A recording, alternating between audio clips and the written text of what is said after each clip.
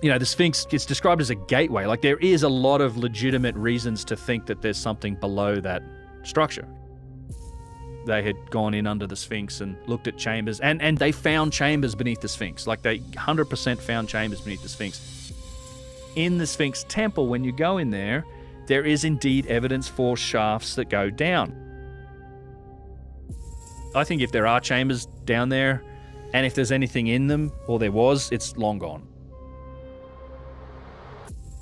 Did you know about the mysterious Osiris shaft hidden within the Giza Plateau? This fascinating archaeological site, often overshadowed by the grandeur of the Great Pyramids and the Sphinx, harbors secrets of ancient Egyptian civilization. Though known since the late 19th century, it remained largely ignored as explorers focused on more prominent monuments. But the Osiris shaft has its own story, one that has gradually unfolded over time.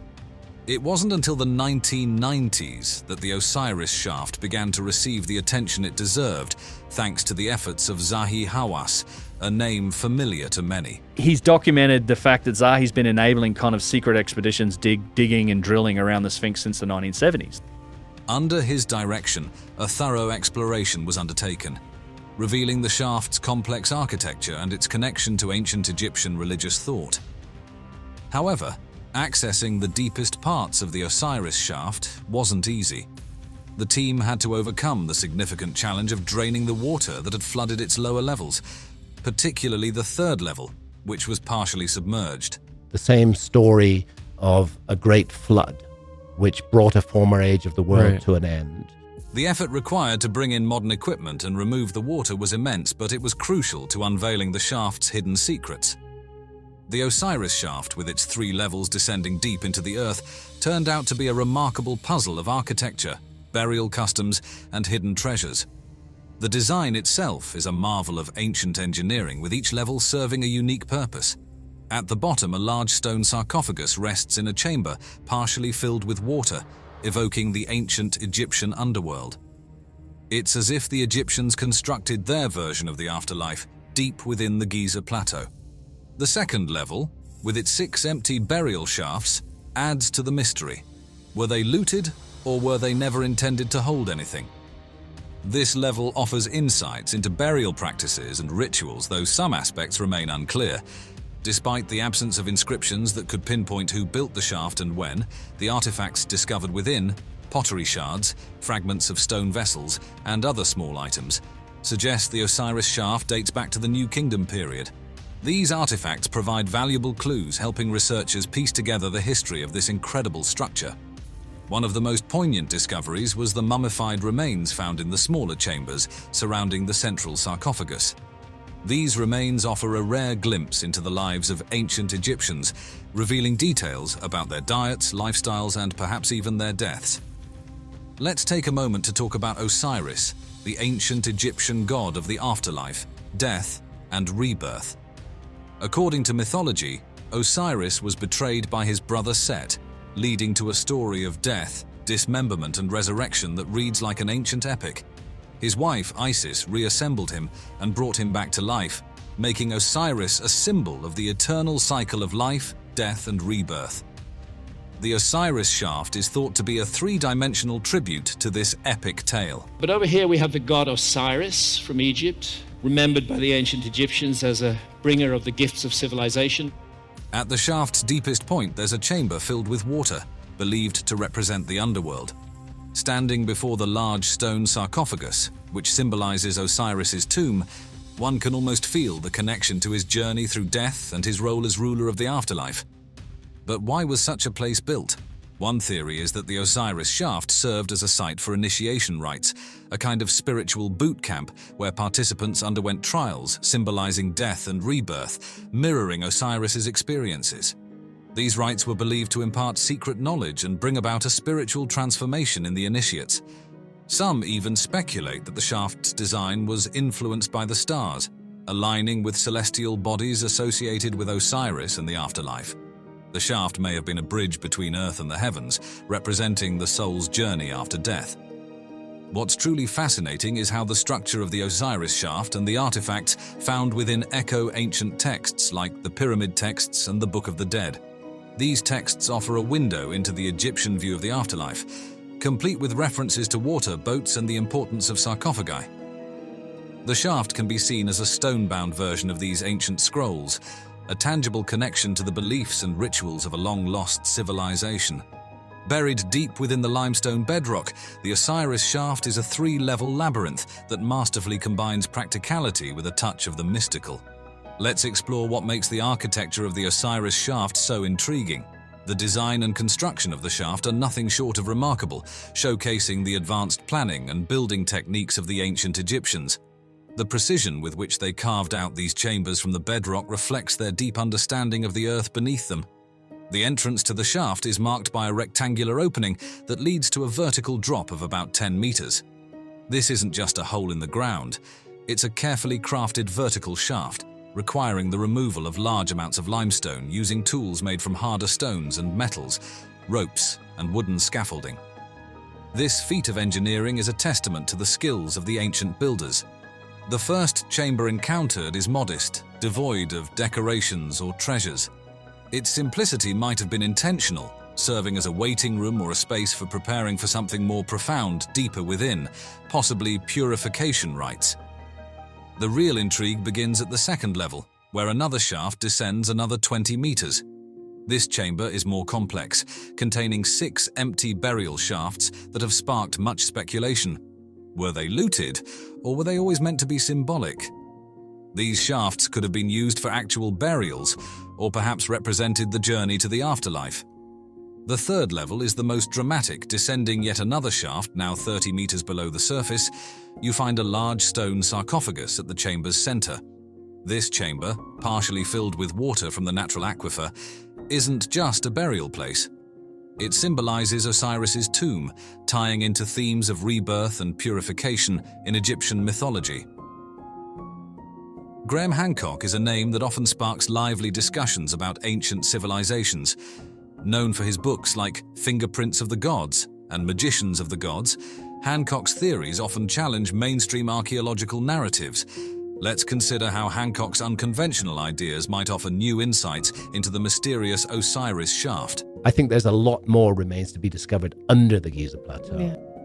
Hancock's theories often revolve around the idea of a lost advanced civilization, one that predates known history and possessed advanced knowledge of astronomy, architecture, and mathematics. I believe that it's worth considering the possibility of a remote common ancestor, which passed down key information that was inherited by later cultures. Hancock might suggest that the Osiris shaft, with its intricate design and possible astronomical alignments, serves as a time capsule from this sophisticated society. Could this ancient marvel be older than we think, or was it built with knowledge handed down from this enigmatic civilization? Hancock is also fascinated by how ancient structures align with the stars. While he hasn't specifically identified the Osiris shaft in his star maps, it's easy to imagine it fitting into his broader theories. Could the shaft's orientation indicate a connection to celestial events or constellations associated with Osiris and themes of death and rebirth? That is who Osiris is. His image is seen in the sky as the constellation of Orion. Hancock's work suggests that many of Egypt's ancient monuments are part of a larger cosmic blueprint, with the Osiris shaft possibly being another piece of that puzzle. One of the more dramatic aspects of Hancock's theories involves global cataclysms, particularly those caused by comet impacts during the Younger Dryas period, around 12,800 to 11,600 years ago. He proposes that these catastrophic events might have wiped out the advanced civilization he theorizes about. When we look at the water in the lower levels of the Osiris shaft, Hancock might see it as more than just groundwater seepage. He could interpret it as a symbol of the world-altering floods his hypothesized civilization endured. Do you believe in the possibility of multiple ancient cataclysms? By day, the Sphinx gazes eastward over the desert, majestic and inscrutable. By night, under a blanket of stars, it becomes a dark silhouette of enigma. For millennia, this half-human, half-lion guardian has loomed over Giza, its carved face weathered by wind and time, yet seemingly guarding untold secrets. Legends have long clung to it like grains of sand. As far back as the Roman era, whispers spread that the Sphinx was hollow and hid the tomb of an ancient king within. Through the ages, people imagined secret vaults and treasure hoards sealed beneath its massive pores, waiting to be discovered. For generations, those tales remained unproven whispers until modern science stepped in. In recent years, archaeologists armed with cutting-edge technology finally peered beneath the Sphinx. What they found sent shockwaves through the scientific community. Ground-penetrating radar and seismic sensors revealed inexplicable anomalies under the monument, empty spaces where solid rock should be. It was as if the Sphinx itself had hollow pockets, hidden rooms lying in wait deep below the sand. News of these hidden cavities ignited a firestorm of speculation around the world. Could this be proof that the old legends were true? Mainstream experts urged caution, noting that the voids might be nothing more than natural fissures in the limestone, but others dared to dream. What if those scans had pinpointed the entrance to something incredible? What if it was the long-rumored Hall of Records itself, an archive of ancient knowledge thought by some to be buried here since antiquity? The Hall of Records, a name that has lived in myth and mystery for decades. According to lore, it's a secret library hiding the wisdom of a lost age. In the 1930s, American mystic Edgar Cayce famously claimed that refugees from the lost city of Atlantis hid their civilization's records in a chamber beneath the Sphinx. In his vision, this Hall of Records held scrolls and tablets of ancient knowledge, waiting for the day they would be rediscovered. For nearly a century, scholars and explorers scoffed at the idea as fantasy. Yet the legend never truly died, and now, with the detection of these chambers, it's back in the spotlight. Yet this isn't the first attempt to pry secrets from the Sphinx's stone embrace. Over the years, many have tried to unlock its mysteries, often with frustrating results. In 1837, British adventurer Howard Vyse drilled into the Sphinx's head in search of hidden rooms. His drill punched down 27 feet and struck nothing but air and stone. He managed to retrieve only a fragment of the Sphinx's headdress for his trouble. In the 1920s, local workers spoke of a tunnel descending into the Sphinx's hindquarters. When archaeologists cleared it out in 1980, it led down into the bedrock and ended in stagnant water, yielding no treasure, just mud and modern debris. Official excavations over the decades have found a few small passages and dead-end shafts inside the Sphinx, but no grand chamber. Nothing that confirms the Hall of Records or any great secret. Stranger still, the Sphinx itself might be a clue that something remains hidden. Its body is deeply scarred with erosion patterns that some geologists say could only have been caused by torrential rains, not just wind and sand. Egypt hasn't seen heavy rainfall like that since about 7000 BC. If those geologists are right, the Sphinx could be far older than the civilization that officially built it. This raises a staggering possibility. Perhaps an unknown culture, long before the pharaohs, carved this monument and left something important hidden beneath it. An advanced civilization lost to history, some even whisper of Atlantis, may have placed a record of its existence under the Sphinx. As researchers puzzle over these findings, the stars themselves seem to offer hints. The Great Sphinx stares due east, toward the rising sun. Incredibly, if one rewinds the sky to around 10,500 BC, the dawn at Giza would have occurred under the constellation of Leo, the lion, a lion monument gazing at a lion in the heavens, at the very epoch some believe the Sphinx was born. Coincidence, or a deliberate alignment meant to mark an era of importance? This cosmic coincidence sends a shiver down the spine. As if the Sphinx is silently telling us that its origins, and perhaps its secrets, trace back to a time and knowledge long forgotten. Today, we stand on the brink of answers. The prospect of finally exploring these hidden chambers has archaeologists and history lovers holding their breath. Imagine the moment. A team of researchers drills a small passage and inserts a camera into the darkness beneath the Sphinx. The beam of light cuts through dust that hasn't moved in millennia. Stale, cool air rushes out, carrying the scent of antiquity. The camera's light sweeps across a stone wall, and there, engraved in the rock, are symbols no living person has ever seen. The floor of the chamber comes into view, covered in sand and debris that might include ancient artifacts. In that silent space, untouched for ages, a great revelation could be at hand. What might they find in that undisturbed darkness? Perhaps shelves of papyrus scrolls, neatly stored in sealed clay jars, containing wisdom from a time before the pharaohs, or an ornate chest adorned with golden hieroglyphs, holding objects or texts that defy everything we know of Egyptian history. There could be statues, tools, or inscriptions unlike any discovered before, tangible proof of a chapter of civilization that until now existed only in myth. Even a single artifact from such a chamber could upend history. It would be like discovering the Library of Alexandria, not in ruins, but intact and far older than anyone imagined. Knowledge from an age beyond the dynasties of Egypt could suddenly come to light, shaking the foundations of archaeology and history. For now, the enigma endures. The chambers beneath the Sphinx remain sealed, their contents a riddle awaiting a willing explorer. The Great Sphinx continues its eternal vigil, gazing over the desert as it has for thousands of years, silent about what lies under its paws. But not forever. But if hidden chambers beneath the Sphinx could hold secrets, what about the mystery hiding right above us? For years, researchers puzzled over a strange, sealed hatch at the very top of the Sphinx's head. And now, it's finally been opened. One such place is the Osiris Tunnel, located deep beneath the iconic Giza Plateau in Egypt. While the pyramids and Sphinx may steal the spotlight, this underground labyrinth is equally deserving of our attention.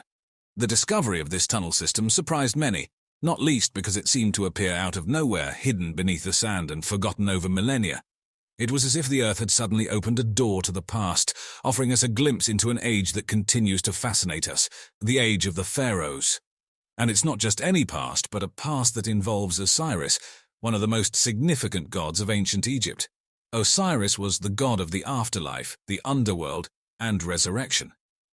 The tunnel's central tomb, the so-called Tomb of Osiris, is a compelling artifact, a subterranean cenotaph that plunges 29 meters into the earth.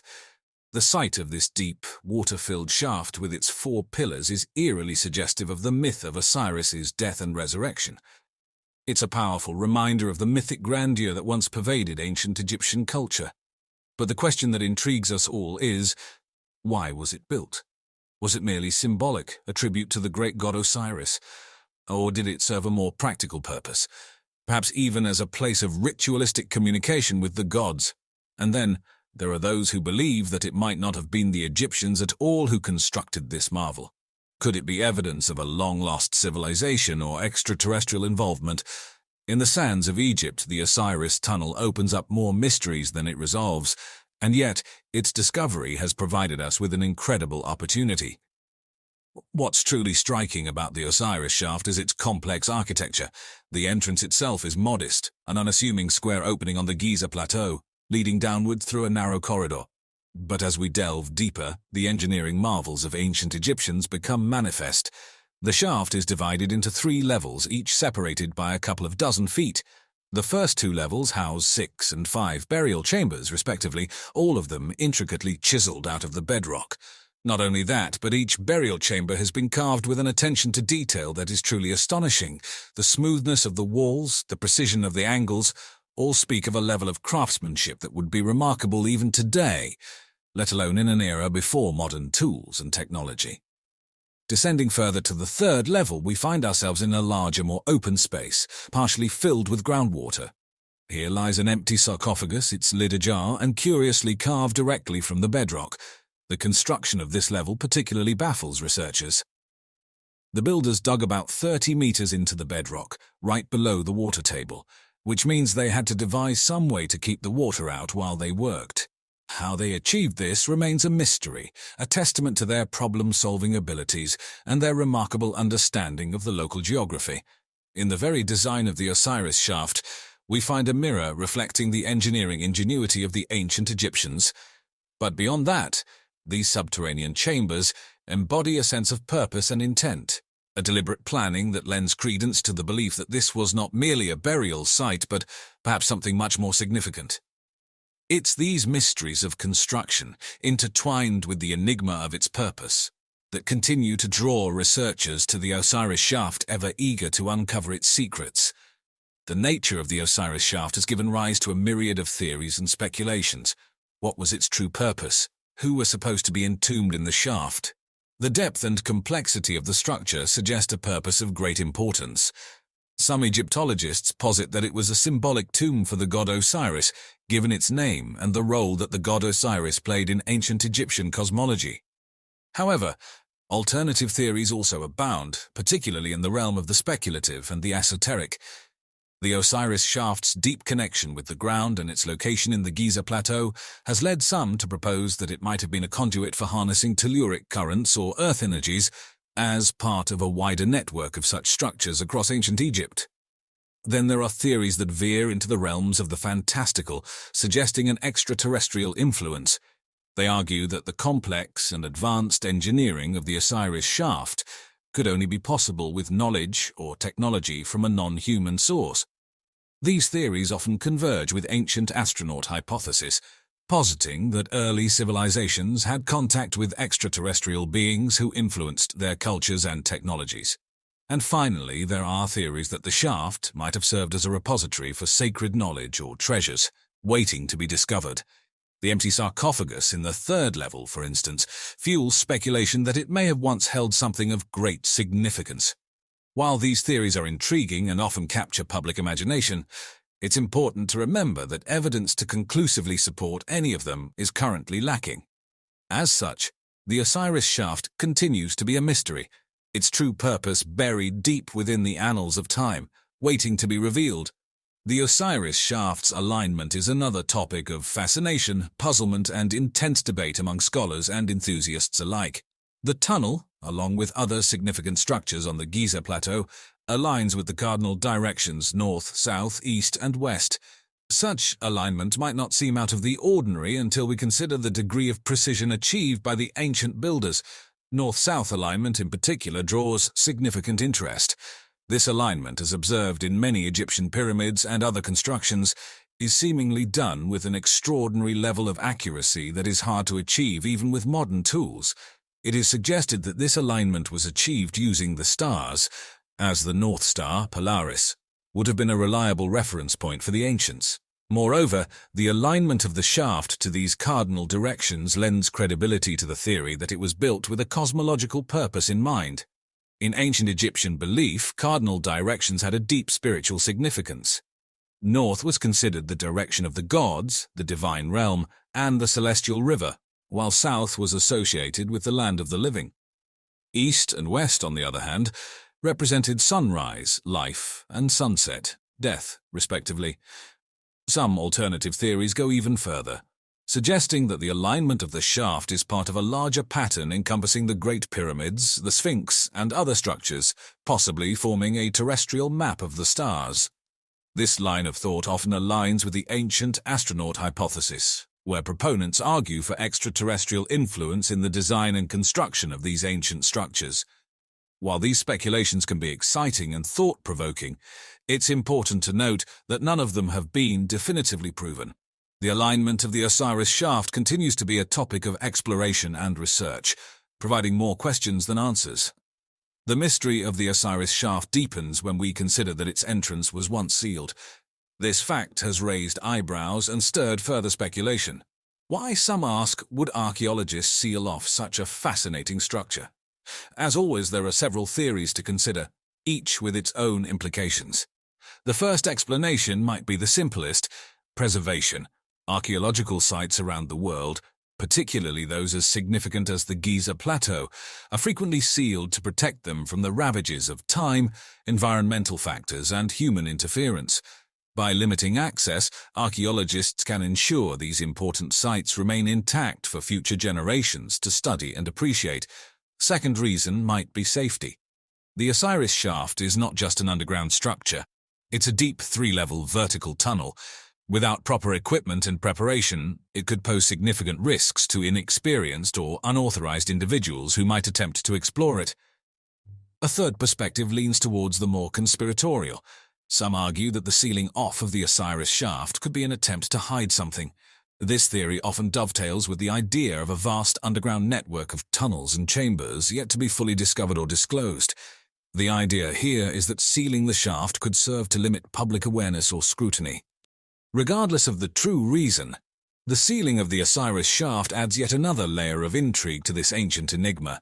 Whether it's about preservation, safety, or potentially concealing the secrets of a lost civilization, we may never know. But one thing's for certain, the Osiris shaft locked away beneath the Sphinx and the Giza Plateau continues to captivate our collective curiosity. As much as the allure of ancient mysteries and conspiracy theories tend to fuel our collective imagination, it's also important to consider the views of skeptics. The skeptic's perspective is rooted in the principle of Occam's razor. The simplest explanation, that requires the fewest assumptions, is usually the correct one. In the context of the Osiris shaft and its alignment, skeptics offer a less sensational perspective. Skeptics would argue that the precision of the north-south alignment, while impressive, isn't necessarily evidence of a grand cosmic design or extraterrestrial influence. It's worth noting that the ancient Egyptians had a deep understanding of astronomy and used it routinely in their architectural planning. They had the means and knowledge to achieve a high degree of precision in their alignments.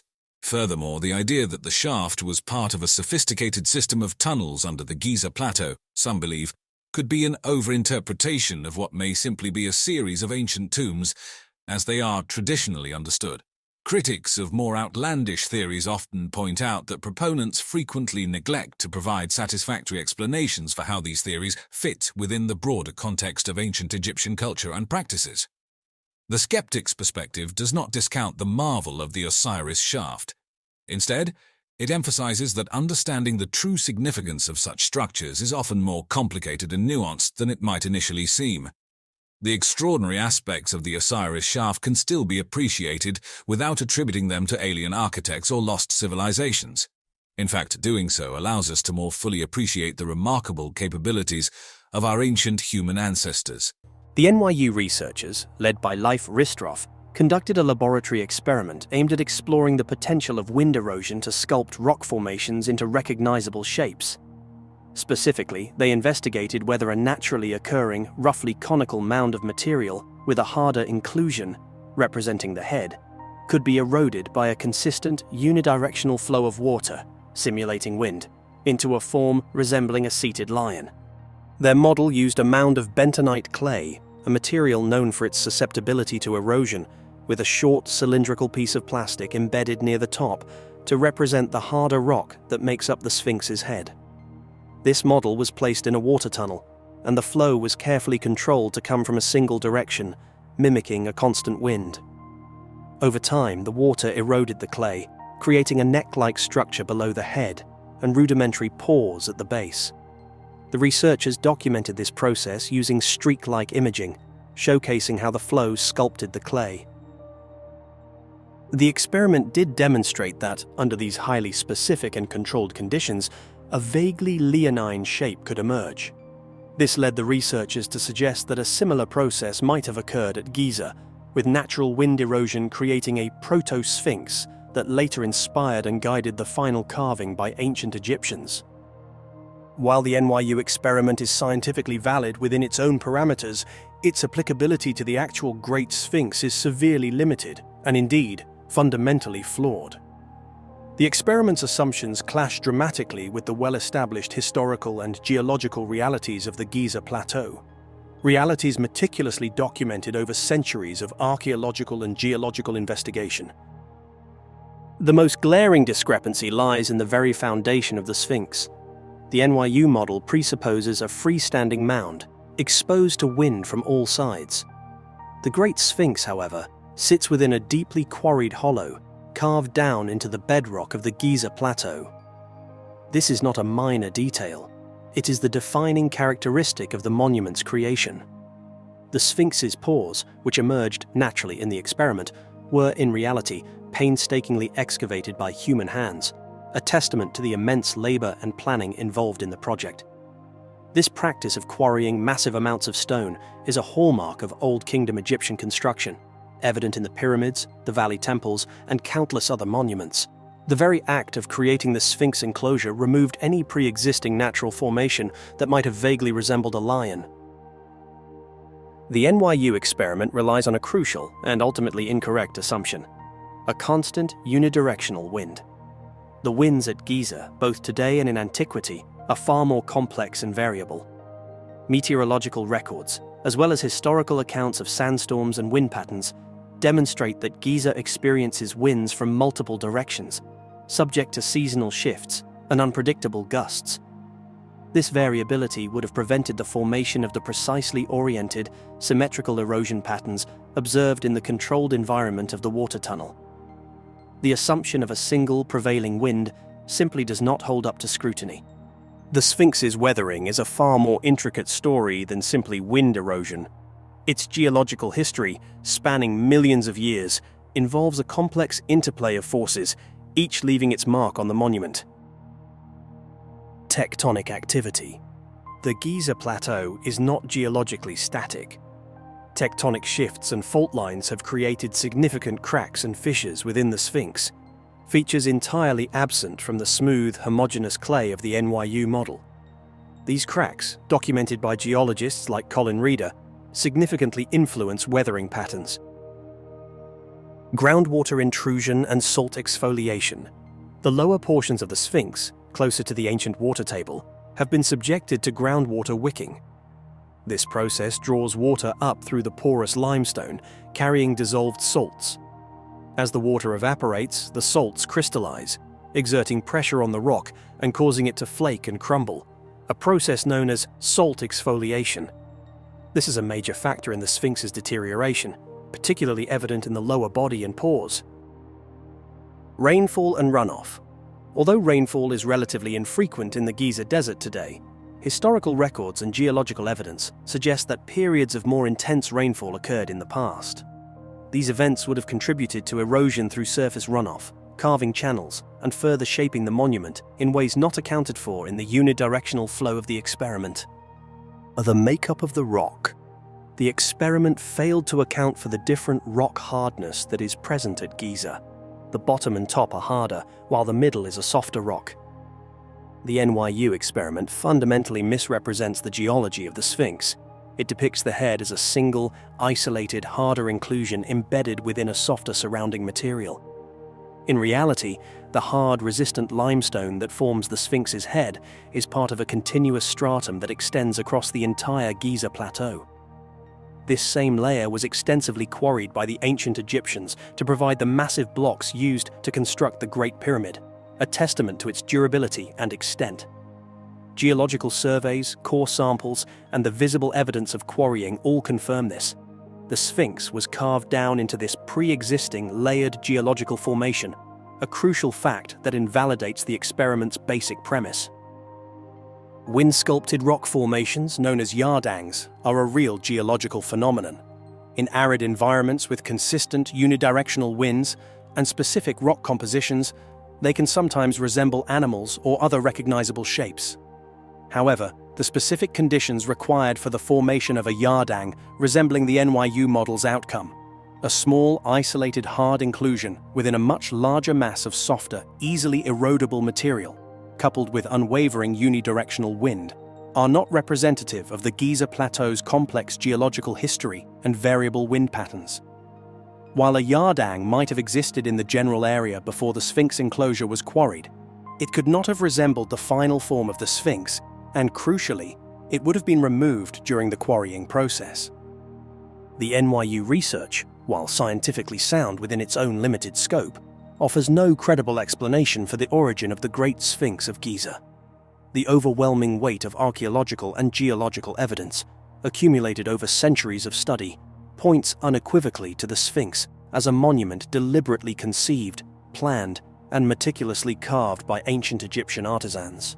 The quarrying marks, the alignment with other Old Kingdom structures, the geological layering, and the complex history of weathering all contradict the simplistic wind-made narrative. But he found evidence of deliberate burial in a very complicated, difficult cave system which you can hardly access. The archaeological establishment descended on him like a ton of bricks and tried to find all kinds of reasons why it couldn't possibly be. Did you know about the mysterious Osiris shaft hidden away on the Giza Plateau? This intriguing archaeological site, tucked away from the more famous Great Pyramids and the Sphinx, has a story that's slowly been coming to light over the years. While the big monuments grabbed all the early attention, the Osiris shaft waited quietly for its turn in the spotlight. Would it be fair to say that there's an element of a rediscovery? of a Yes. lost technology from the past. I think it would be fair to say that, yes. It wasn't just another hole in the ground. This shaft held secrets of ancient Egyptian civilization and their religious practices that were only beginning to be uncovered. It's fascinating to think that this place was just sitting there, known since the late 19th century but not getting much love from explorers. They were all dazzled by the pyramids and Sphinx. I don't know how they did it. All I know is they did it. I don't think anybody knows how they did it, how they lifted those stones, how they brought them up to that level. I think we're looking, again, at a lost technology. But as it turns out, the Osiris shaft had its own tale to tell, one that required a bit of patience to fully appreciate. Enter the 1990s and things started to change. That's when Zahi Hawass, a name many of you might recognize, took the reins and decided it was time to give the Osiris shaft the attention it deserved. Under his guidance, a thorough exploration began, peeling back the layers of its complex architecture.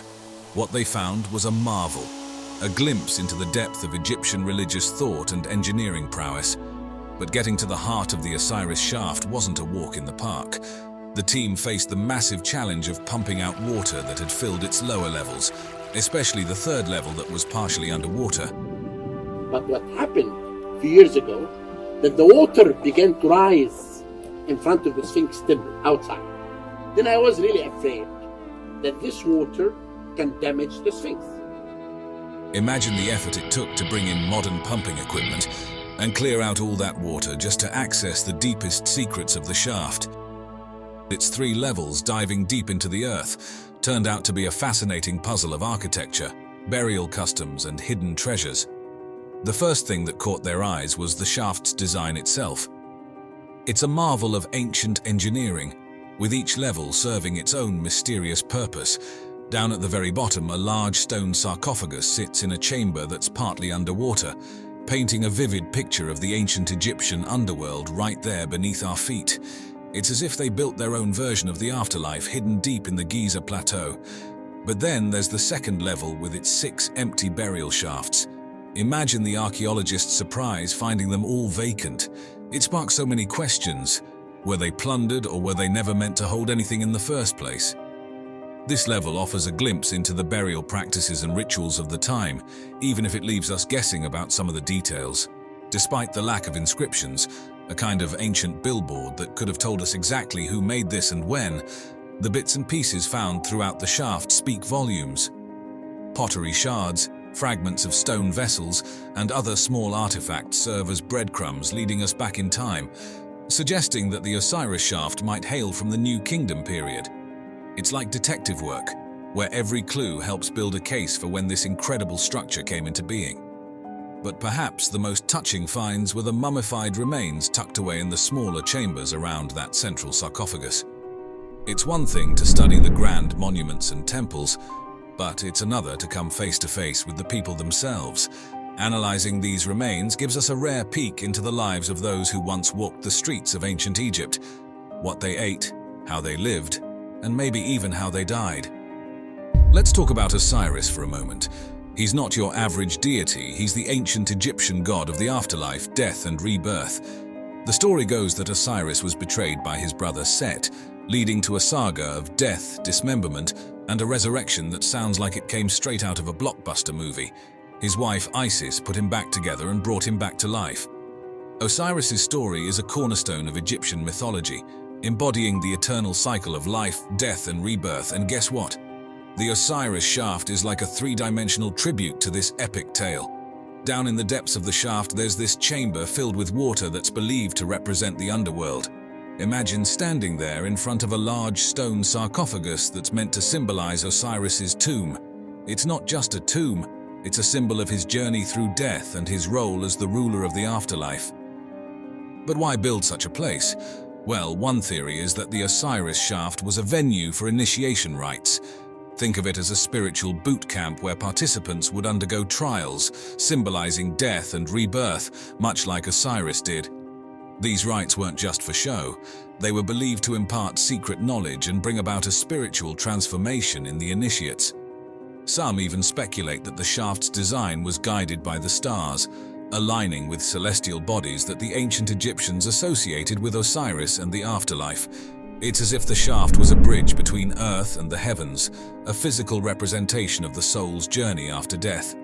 What's truly fascinating is how the physical structure of the Osiris shaft and the artifacts found within echo the ancient texts like the Pyramid texts and the Book of the Dead.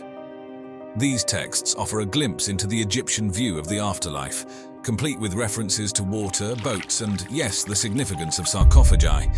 It's like the shaft is a stone-bound version of these ancient scrolls, a tangible connection to the beliefs and rituals of a civilization long gone. Buried deep within the limestone bedrock, the Osiris shaft, it's a three-level maze that masterfully blends practicality with a touch of the mystical. Let's dive into what makes the architecture and structure of the Osiris shaft so fascinating. First off, the way this shaft was designed and built is nothing short of amazing. It shows just how advanced the ancient Egyptians were in their planning and building techniques. The precision with which they carved out these chambers from the bedrock really makes you wonder about their deep understanding of the earth beneath them. At the entrance, you're greeted by a rectangular opening that starts your descent into the depths. This isn't just a hole in the ground, it's a carefully carved vertical shaft dropping down about 10 meters. Imagine the effort it took to remove all that limestone, using tools made from harder stones and metals, and even ropes and wooden scaffolding. It's a testament to their engineering skills. The first chamber you hit is pretty modest. No flashy decorations or treasures, but its simplicity might have been the point.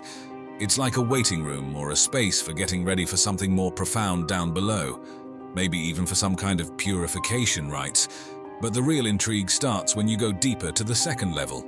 Here, there's another shaft leading down another 20 meters, and this chamber is a bit more complex. These shafts could have been meant for actual burials, or perhaps as a representation of the journey to the afterlife. The third level is where things get even more dramatic. You go down another shaft, and this time you're 30 meters below the surface. Here lies a large stone sarcophagus, right in the center of the chamber. This isn't just a burial place, it's a symbolic representation of Osiris's tomb. The fact that this chamber is partially filled with water from the natural aquifer adds to the mystique, tying it to themes of rebirth and purification in Egyptian mythology. Graham Hancock is a name that often sparks lively discussions whenever ancient civilizations are mentioned. There are huge corporations that have very large investments in a particular path of technology. Sure. For somebody to come up with a whole new path of technology, it's very threatening to them.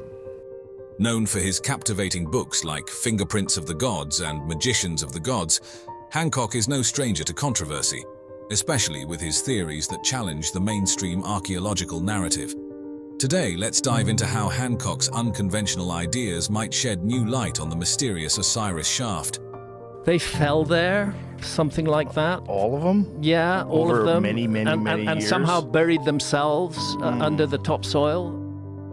At the core of Hancock's theories is the tantalizing notion of a lost advanced civilization. This isn't just any civilization, but one that supposedly predates all known history, equipped with knowledge in astronomy, architecture, and mathematics that far exceeds what we'd expect from our ancient ancestors.